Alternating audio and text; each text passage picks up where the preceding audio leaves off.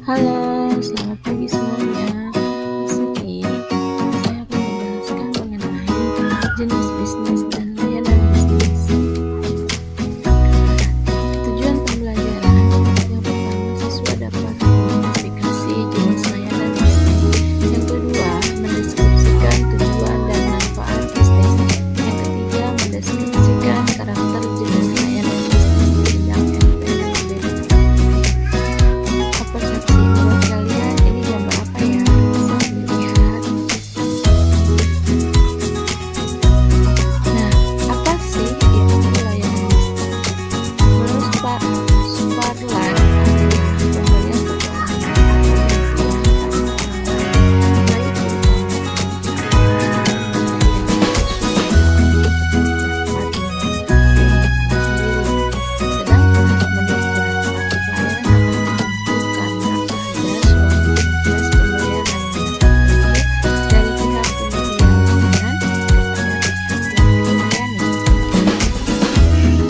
kalian, jadi apa kesimpulannya? Nah, kesimpulan yang dapat ditarik dari dua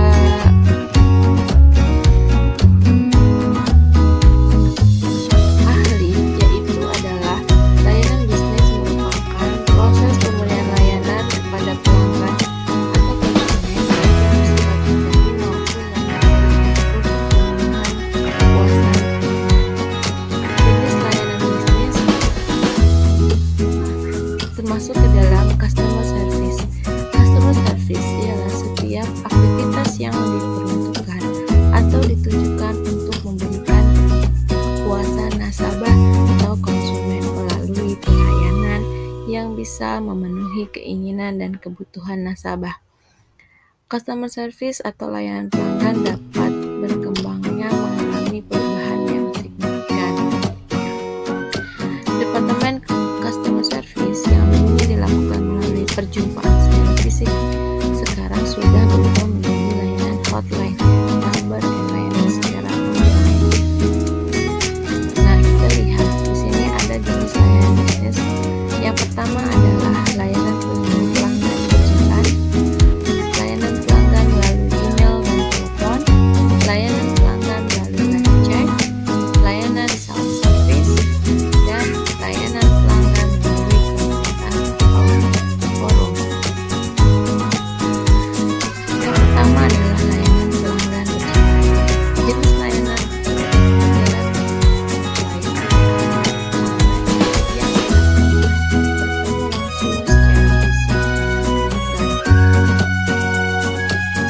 yang kedua, layanan pelanggan melalui email dan telepon. Layanan yang digunakan untuk upaya menghemat biaya. Layanan ini menggunakan mobile service dan email untuk menggunakan dan menyebarkan email. Contoh layanan pelanggan di sini adalah PLN, telepon, layanan pelanggan melalui live chat merupakan jenis layanan secara langsung dapat dilakukan berupa obrolan yang telah dipersonalisasi dengan customer dan departemen layanan. Live chat bisa membuat harapan kemudian layanan self service. Layanan self service merupakan jasa layanan mandiri, merupakan departemen customer service yang memberikan pelayanan lebih instan, ramah, dan akurat. Pelanggan mampu menyelesaikan masalahnya sendiri. Keunggulan dari jenis layanan seperti ini dilihat dari pelanggan adalah solusi terhadap masalah yang dihadapi dapat ditentukan oleh pelanggan itu sendiri. Layanan pelanggan melalui komunitas dan forum. Layanan pelanggan yang dibangun oleh pengguna jasa layanan atau tidak. Untuk penggunaan layanan ini, sebuah bisnis atau usaha harus mampu menciptakan pengikut dan komunitas yang lebih besar berdasarkan brand yang mereka miliki. Mari kita coba salah satu layanan live chat. Coba kalian hubungi call center ataupun di bidang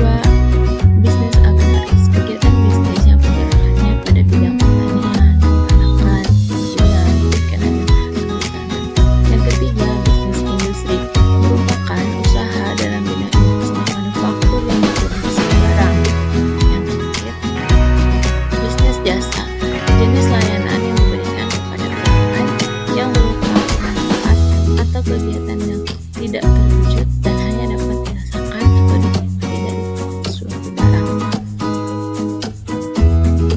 Jenis jasa dapat diklasifikasikan beberapa jasa. Yang pertama, jasa perumahan, jasa usaha rumah tangga, jasa usaha rekreasi, jasa usaha pendidikan, jasa bisnis profesi, jasa usaha perawatan, jasa layanan keuangan, jasa transportasi, dan jasa di bidang komunikasi.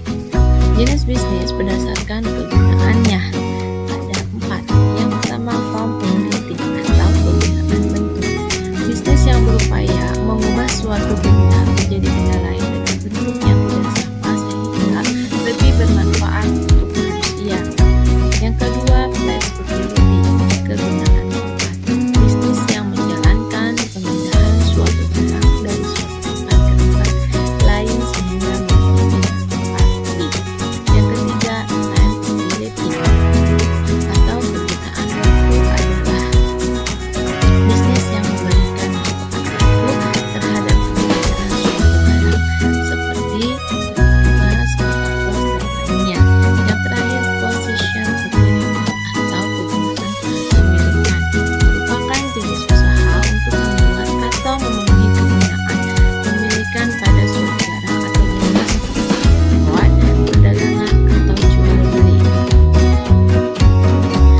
Jenis bisnis berdasarkan motifnya ada 2. Bisnis transaksi yang merupakan bidang bisnis yang berorientasi pada keuntungan atau profit.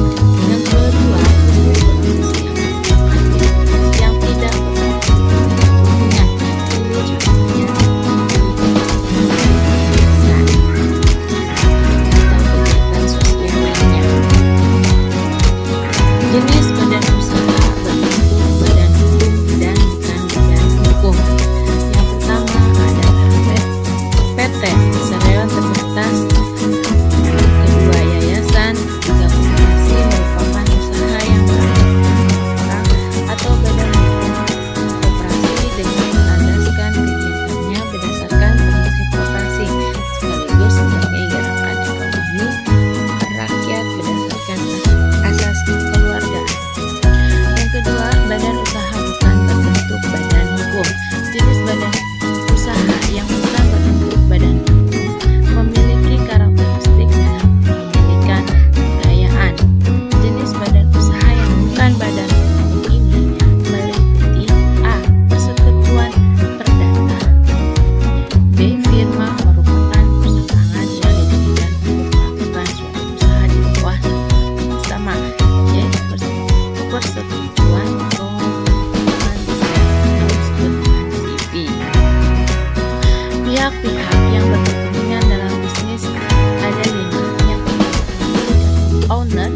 Yang kedua, kreditor. Yang ketiga, karyawan atau employee. Yang keempat, pemasok atau supplier. Yang kelima adalah pelanggan. Sekian, terima kasih. Assalamualaikum warahmatullahi wabarakatuh. Selamat pagi.